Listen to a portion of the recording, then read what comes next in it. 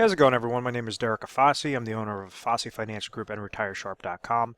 Today's topic, I want to discuss with you 401k in-service withdrawal and do a full review on why someone might want to utilize their 401k in-service withdrawal request or how to leverage those dollars to essentially put them in a better bucket. So use like a 401k, possibly roll it over into an IRA, why that makes more sense than just leaving in your 401k. So what usually happens is an in-service withdrawal is granted when an individual reaches a certain age. So maybe right when they hit age 59 and a half, the type of company that you're working for will allow you to take a portion or all of your 401k and roll it over into something known as a traditional IRA account, which is just known as an individual retirement account. So to kind of take a step back, the 401k account was something that this individual was contributing to, each and every year or each and every month during their working career. They were taking portions of the salary that they're getting paid and placing it into this type of retirement account. So think of this like a 401k, like a type of bucket. So the amount of contributions that were kept going into this bucket was obviously growing this bucket larger and larger and larger. And then this 401k has different funding options that this person can choose. So you might have anywhere from 5 to 20 different mutual fund options to choose from. That says, okay, if these mutual funds do well, then you're going to have not only the contributions that you're making each and every year into this 401k, but also the percentage rate that comes back can maximize that bucket as well. So like if you have something that's $100,000, if someone put $100,000 into the bucket and had a 10% gain that year, then their bucket would be sitting at $110,000, at the end of the year.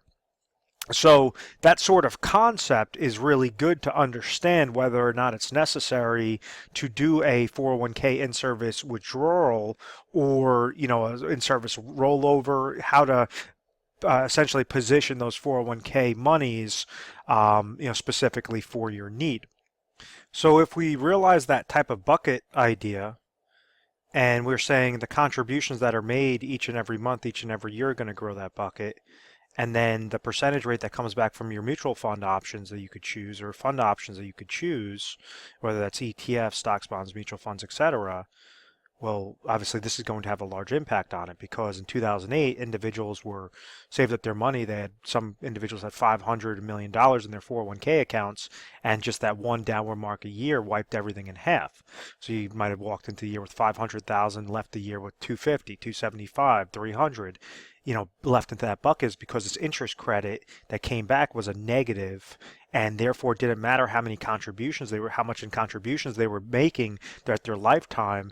This negative impacted basically sliced the bucket in half.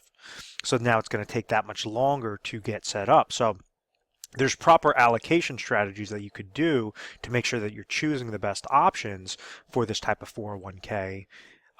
But essentially it's going to be limited to right around that 5 to 20 different options.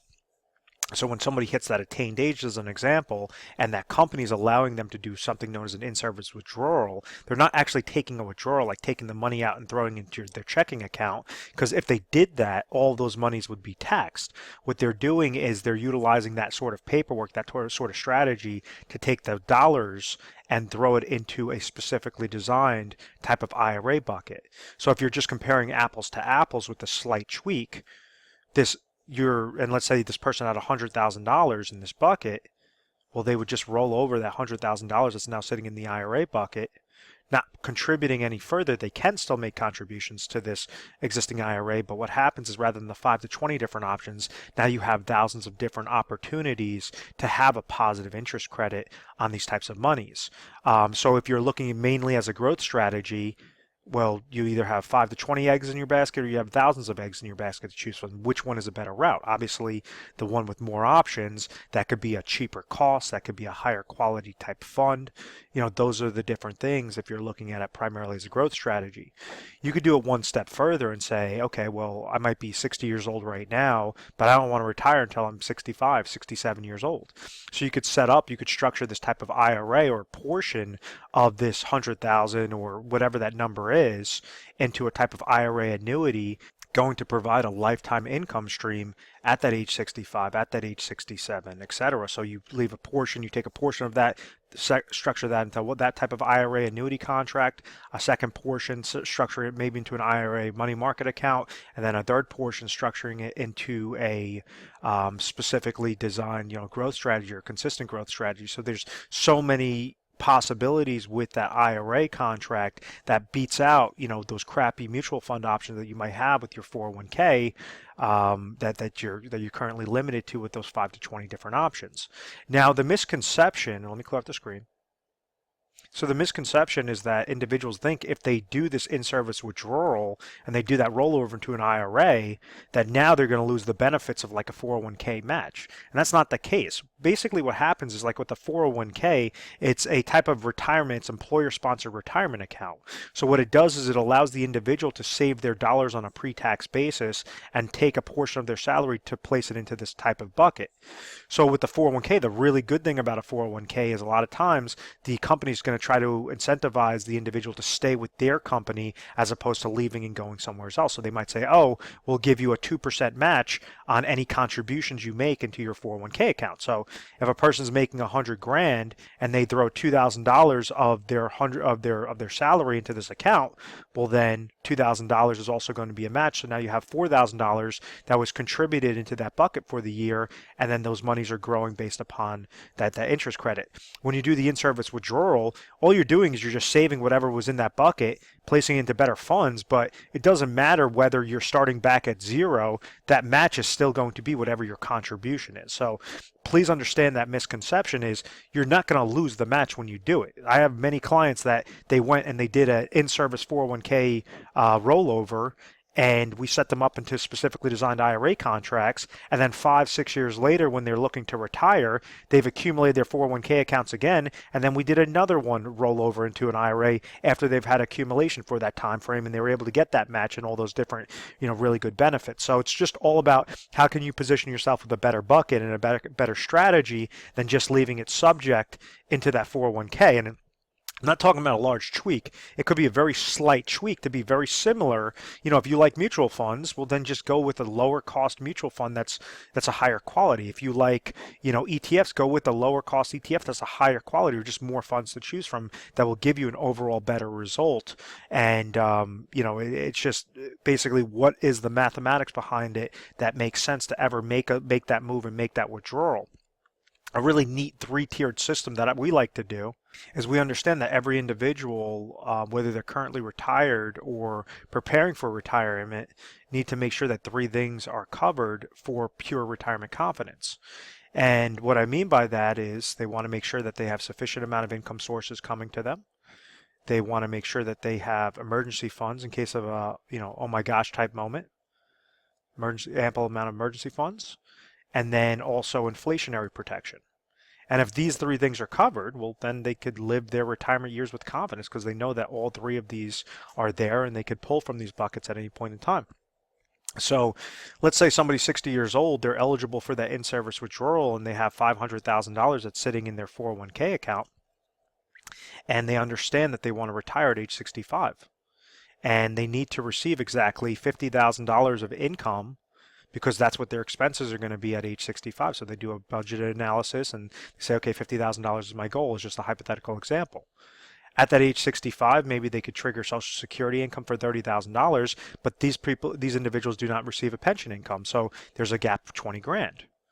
So the first thing is the income sources tell us that Social Security is going to give us $30,000. And then there's no other monies there, so you'd have to pull from those buckets anyway. So that's where we want to throw that portion into a rollover, that specific portion. We find out what the best IRA annuity contract is for a 5-year deferral that would give them $20,000 of lifetime income. Maybe out of that $500,000, it's going to cost them $200,000 to set it up in that specifically designed IRA annuity account. So it's keeping it within like-to-like terms. This is a qualified retirement account. The IRA is a qualified retirement account, so you're not getting fully taxed when you do that rollover. The remaining portion, we have Remember we said emergency funds, about 6 to 12 months of emergency funds should be, of your expenses in a given year, should be placed into emergency funds. So maybe $50,000 should be placed into an IRA money market account that's not subject to the market. It's just basically something that you could utilize for liquid cash in case of an oh my gosh type moment that you could pull from. So that's a second one. So it's 200,000 plus the 250, and now we have 250,000 that we could try to grow and make sure that we're placing into the best funding options, the best growth strategies. Whether that's a conservative growth strategy, we're gaining when the market goes up, not losing when the market goes down, or more of a tactical money management strategy to make sure that you're trying to always incorporate or leverage what's going on with the market indicators. The market's going up, how do you receive a gain? The market goes sideways, how do you receive a gain? If the market goes down, how do you receive the gain? And that's proper asset allocation and a couple different metrics. So with this tiered system, this individual could make the rollover. They have 3 separate IRA contracts that are working in conjunction with the 3 things needed for retirement confidence, and they're still contributing to their 401k, still getting the match that they're able to accumulate for another 5 years. And we could direct different things on regarding how to pick those strategies. So there's a whole slew of different options available to these individuals that are eligible for that 401k in-service withdrawal. If you found value in this video, please feel free to give us a call, 1-800-566-1002. We're available 24 hours a day, 7 days a week, mornings, nights, weekends, holidays, whatever the case may be.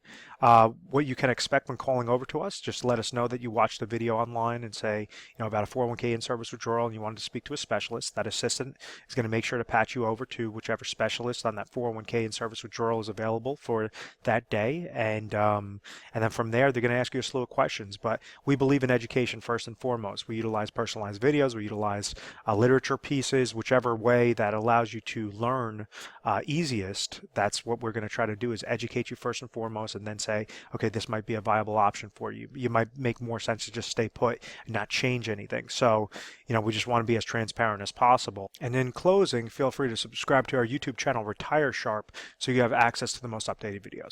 So thanks so much, guys, for watching this, and we look forward to speaking with you. Thanks.